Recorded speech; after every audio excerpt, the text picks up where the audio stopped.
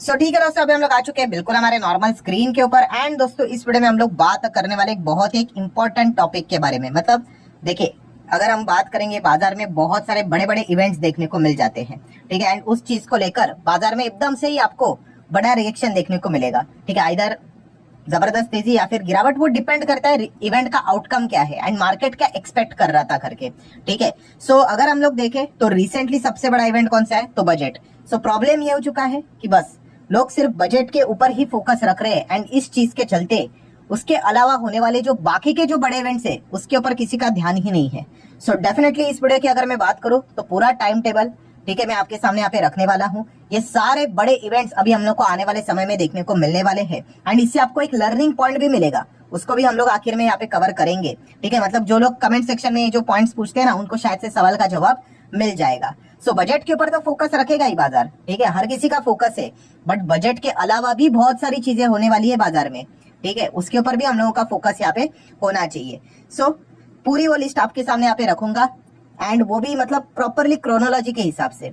देखिए, बजट 1 तारीख को देखने को मिलने वाला है। उसके पहले अगर हम लोग यहाँ पे बात करें, ठीक है, फेब के ऊपर तो फोकस रहेगा ही रहेगा पूरा फेब मंथ। बट उससे पहले आप सभी लोगों को पता है, यस, फेड की मीटिंग देखने को मिलने वाली है कल के दिन की। अगर हम लोग बात करें तो लेट नाइट, ठीक है, फेड का फैसला हम लोग को देखने को यहाँ पे आते हुए देखने को मिल जाएगा। काफी एक इंपॉर्टेंट कहानी में ट्विस्ट हम लोग को देखने को मिल चुकी है कि डोनाल्ड ट्रंप ने इनके ऊपर प्रेशर क्रिएट किया है कि ये रेट कट करो करके, ठीक है। तो अभी कल होता है नहीं होता है ये देखना है, काफी इंटरेस्टिंग फैक्टर यहाँ पे होने वाला है, ठीक है। तो ये पहला पॉइंट हो गया। इसका इम्पैक्ट पूरे दुनिया भर के बाजार के ऊपर पड़ेगा, अमेरिकन बाजार के ऊपर पड़ेगा, इसमें हमारा मार्केट भी आ गया। तो इस एक पॉइंट के ऊपर जरूर फोकस रखना है, स्टडी करना है। देन अगर हम लोग बात करें तो बजट से पहले एक बहुत बड़ा इवेंट होने वाला है, कौन सा, इकोनॉमिक सर्वे। यस, बजट से पहले इकोनॉमिक सर्वे का डेटा आ जाता है, ठीक है, उसको भी हम लोग स्टडी करेंगे, उसके ऊपर भी मैं वीडियो बनाने की कोशिश करूंगा, ठीक है। हर वक्त मैंने इकोनॉमिक सर्वे को कवर किया ही है। 31 जनवरी को ही हम लोग को ये डेटा देखने को मिलेगा। ये वाला पॉइंट भी आपको अच्छी तरीके से पता होना चाहिए, ठीक है। ये एक चीज है जिसको आप नोट करके चल सकते हो। देन अगर हम लोग बात करें तो नो डाउट फेब में एंटर कर रहे हैं। प्रॉब्लम ये हो चुकी कि बहुत सारे लोग फर्स्ट फेब को केवल एक ही चीज को लेकर मतलब फोकस में चल रहे हैं, जो कि रहेगा ही, नो डाउट। बजट की हम लोग यहाँ पे बात करेंगे, बट बजट के अलावा और 3 से 4 चीजें होने वाली है फर्स्ट फेब की अगर हम लोग बात करें तो, ठीक है।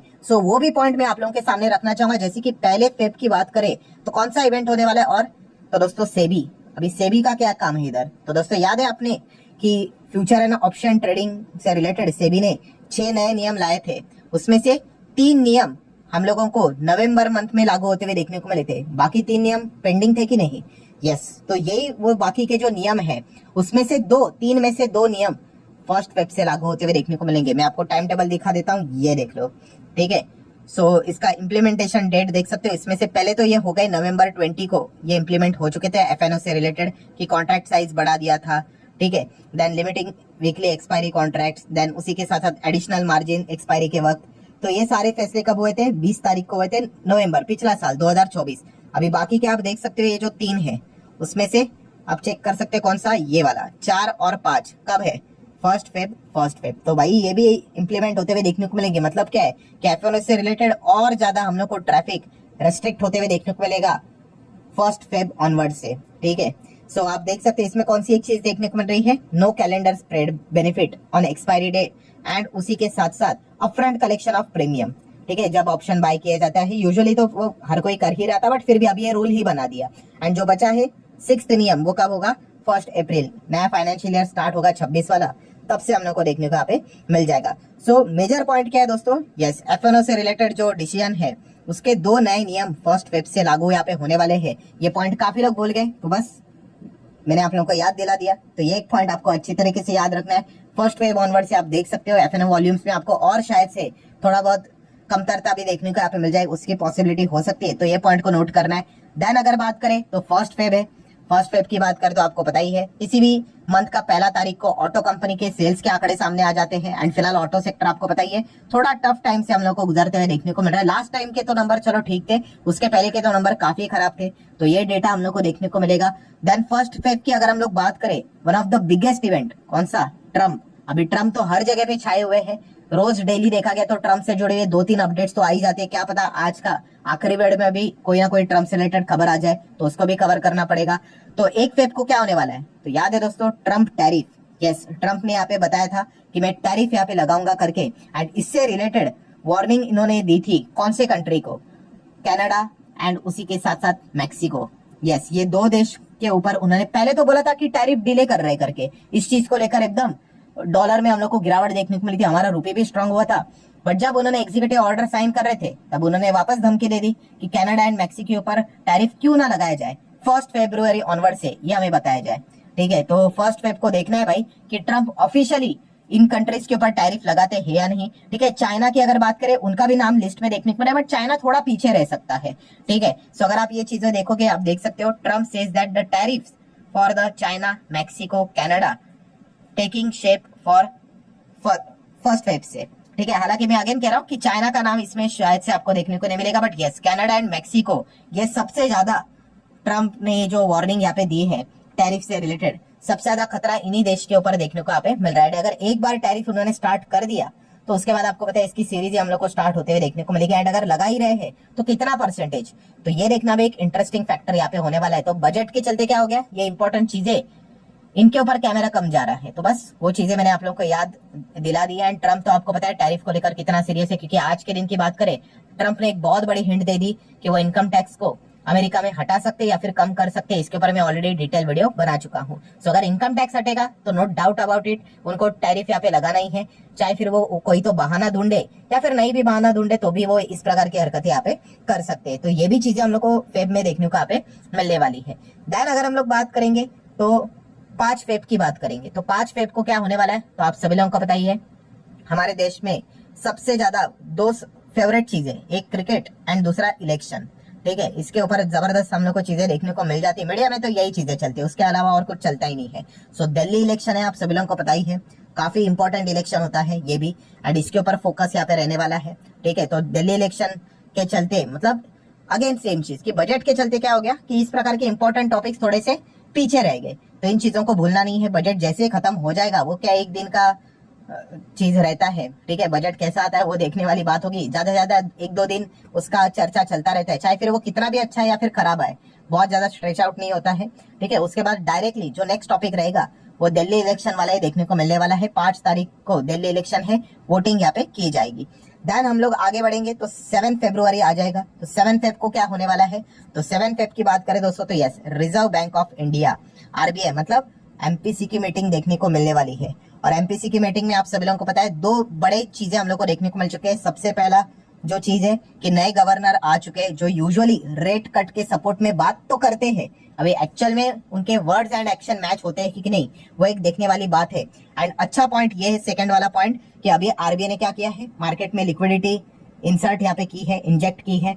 रिक्वायरमेंट थी 3.25 लाख करोड़ के आसपास, 1.5 लाख करोड़ का लिक्विडिटी उन्होंने डाला है डायरेक्टली और इनडायरेक्टली। ठीक है, इस चीज के चलते बॉन्ड यील्ड्स में हम लोग को गिरावट देखने को मिलेगी। उसके ऑलरेडी हम देख चुके थे, मैंने आप लोगों को डेटा भी बताया था 5 बेसिस पॉइंट के आसपास का।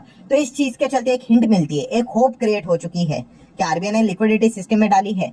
देन इट माइट बी कि जो एमपीसी की मीटिंग का आउटकम 7 तारीख को हम लोग को देखने को मिलेगा, तब शायद से संजय मल्होत्रा जी ये अनाउंसमेंट कर दे कि आरबीआई ने फैसला लिया है कि शायद से 25 बेसिस पॉइंट का वो रेट कट कर रहे करके। ठीक है, एंड अगर रेट कट हुआ तो डेफिनेटली हो सकता है मार्केट उस चीज को सेलिब्रेट भी कर ले। मैंने हो सकता है इसीलिए बोला है क्योंकि रेट कट के साथ मतलब कोई ऐसे कंडीशंस नहीं आने चाहिए, वरना अगर देखा गया तो फेड ने भी रेट कट किया था अभी लेटेस्ट, बट मार्केट की क्या हालत हुई थी, बहुत खराब। क्यों? क्योंकि रेट कट किया और सामने बोल दिया कि भाई अगले साल मतलब जो 2025 चल रहा है उसमें 2 रेट कट ये करेंगे, उससे मतलब मैक्स टू मैक्स। तो अगर ऐसा कुछ अगर कंडीशन वाली चीज अगर बोल दी तो फिर दिक्कतें हो सकती है, तो वो देखने वाली बात है। तो इस एक पॉइंट को बिल्कुल भी भूलना है नहीं। देन अगर हम लोग बात करें तो 8 फेब को क्या होगा, अगेन तो वही 5 फेब को जो हुआ था इलेक्शन, उसके रिजल्ट यहाँ पे सामने आएंगे। तो इसके चलते भी बाजार में अच्छे खासे रिएक्शन देखने को मिलेंगे, क्योंकि दिल्ली की अगर हम लोग बात करें बहुत इंपॉर्टेंट स्टेट है, स्टेट बोल सकते हो आप, यूनाइटेड टेरिटरीज भी बोल सकते हो। ठीक है, व्हाटएवर, बट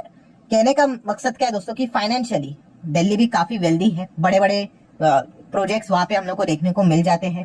ठीक है, एंड इस चीज के चलते बिजनेस लेवल की जहां पे हम लोग को ज्यादा बातचीत होते हुए देखने को मिल जाती है, उस पर्टिकुलर स्टेट की अगर हम लोग बात करें, सिटी की बात करें, जब भी वहां पे इलेक्शन रहता है, ठीक है, मार्केट जरूर उन चीजों के ऊपर फोकस रखता ही रखता है। सो ये सारी चीजों की अगर हम लोग बात करें, नो डाउट Q3 के तो बड़े बड़े कंपनी के नंबर आने वाले, उसको तो भूलना नहीं है। एंड आखिरी अगर हम लोग पॉइंट की बात करें, फेब मंथ ये और भी ज्यादा इंपॉर्टेंट और इंटरेस्टिंग क्यों हो गया, एक व्यक्ति के स्टेटमेंट के चलते जिनका नाम है रॉबर्ट कियोसाकी।